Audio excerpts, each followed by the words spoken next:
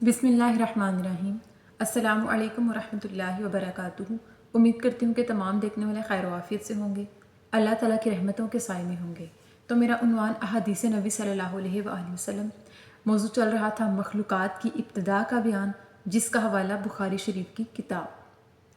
تو آج کی حدیث ہے کہ صحابی حضرت ابو ہریرہ رضی اللہ تعالیٰ عنہ بیان کرتے ہیں کہ ایک مرتبہ ہم لوگ رسول اللہ صلی اللہ علیہ وآلہ وسلم کے ہمراہ بیٹھے تھے کہ رسول اللہ صلی اللہ علیہ وآلہ وسلم نے ہم سے بیان کیا کہ میں نے خواب میں جنت دیکھی اور جنت میں جا کر ایک محل دیکھا۔ اس محل میں ایک نہر کے کنارے ایک عورت وضو کر رہی تھی، تو میں نے اس عورت سے سوال کیا کہ یہ محل کس کا ہے؟ تو اس پر فرشتوں نے جواب دیا کہ یہ محل حضرت عمر بن خطاب کا ہے۔ تو یہ سن کر رسول اللہ صلی اللہ علیہ وآلہ وسلم کہنے لگے کہ مجھے عمر بن خطاب کی غیرت یاد آ گئی ہے، اور فوراً وہاں سے لوٹ گئے۔ تو اس پر حضرت عمر بن خطاب، جو کہ یہ واقعہ ان کی خواب سن رہے تھے، وہ رو دیے اور کہنے لگے کہ یا رسول اللہ صلی اللہ علیہ وآلہ وسلم، کیا میں آپ سے بھی غیرت کروں گا؟ سبحان اللہ۔ اس حدیث مبارکہ کی وضاحت یہ کہ رسول اللہ صلی اللہ علیہ وآلہ وسلم نے اپنے اصحاب سے ایک مرتبہ اپنے ایسے خواب کو بیان کیا کہ جس میں انہوں نے جنت دیکھی، یعنی رسول اللہ صلی اللہ علیہ وآلہ وسلم اپنے خواب میں جنت میں تشریف لے گئے۔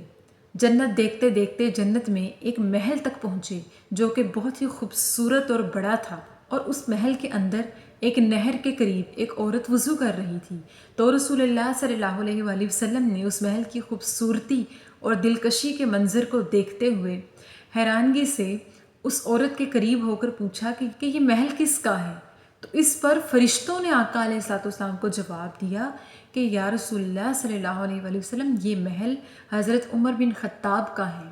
سبحان اللہ۔ تو اس پر رسول اللہ صلی اللہ علیہ وآلہ وسلم وہاں سے رو دیے، ان کی غیرت کو یاد کر کے وہاں سے رو دیے اور چل دیے۔ تو رسول اللہ صلی اللہ علیہ وآلہ وسلم کے اس خواب پر حضرت عمر بن خطاب نے ان سے فرمایا کہ یا رسول اللہ صلی اللہ علیہ وآلہ وسلم، آپ تو میرے لیے مؤدب اور احترام کے قابل ہیں، آپ میرے لیے بزرگ ہیں، کیا میں آپ سے بھی غیرت کروں گا؟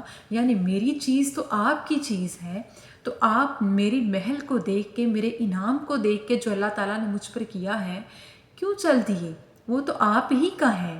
یعنی ادب اور احترام میں نہایت محبت اور احترام کو ظاہر کرتے ہوئے رسول اللہ صلی اللہ علیہ وآلہ وسلم نے حضرت عمر بن خطاب سے یہ فرمایا کہ مجھے اس کی غیرت یاد آ گئی، میں تو یہاں سے جاتا ہوں۔ تو اس بات کو سن کر حضرت عمر بن خطاب رو دیے کہ یا رسول اللہ، غیرت تو برابری والے سے ہوتی ہے، آپ تو میرے بزرگ ہیں، آپ تو میرے بڑے ہیں، آپ تو اللہ کے محبوب ہیں، کیا میں آپ سے بھی غیرت کروں گا؟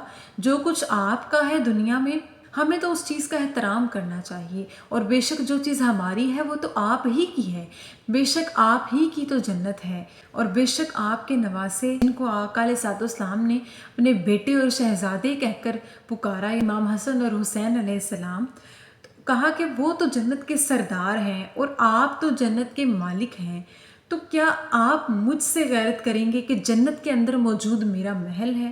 مزید اس حدیث مبارکہ سے ظاہر ہوتا ہے کہ جنت ایک اٹل حقیقت ہے اور اللہ تعالیٰ کی بہت بڑی نعمت ہے جو کہ مومنوں کے لیے تیار ہے، اور آقا علیہ الصلوۃ والسلام نے جو خواب دیکھا بے شک وہ حقیقت پر مبنی ہے کہ رسول اللہ صلی اللہ علیہ وآلہ وسلم ایک نبی ہیں، تو جو کچھ وہ دیکھتے ہیں وہ سچا منظر دیکھتے ہیں، ان کو حقیقت دکھائی جاتی ہے۔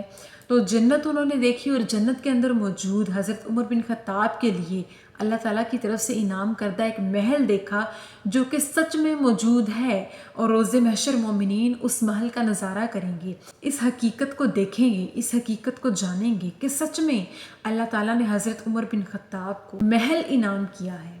سبحان اللہ۔